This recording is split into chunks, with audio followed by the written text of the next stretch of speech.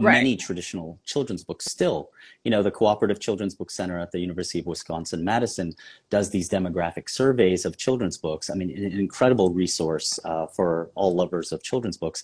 And they talk about how still a majority of children's books that feature an African-American or Asian-American character racialize or otherize our communities. And so in a lot of Asian American children's books published by the Big Five, for example, we still see stories of, you know, kids being bullied because their lunches smell bad, or that they have tiger parents, or they're only good at math and science, or they're always playing some sort of sidekick, but they never get to be, you know, the pirate, the adventurer, the state championship winning quarterback, the romantic lead, etc.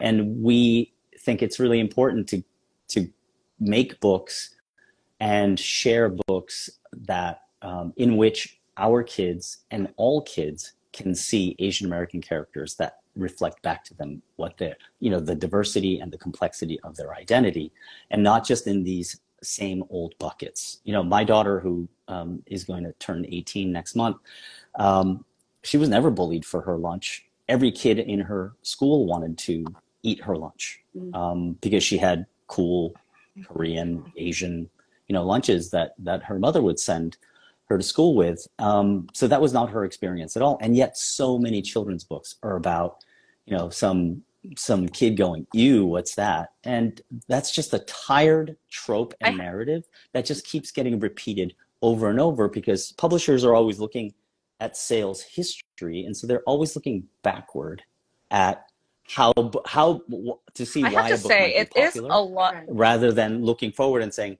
who are the kids that are really going to read this, you know?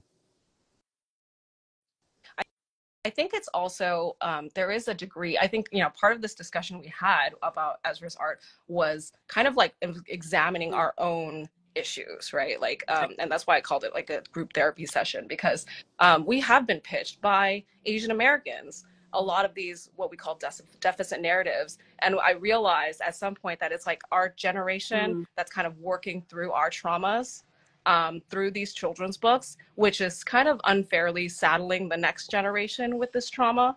That's not the world they live in. You know, like Charles said, our kids live in a world where the little white girl is asking her mom to make kimbap because, you know, she saw her Asian friend bring it to school.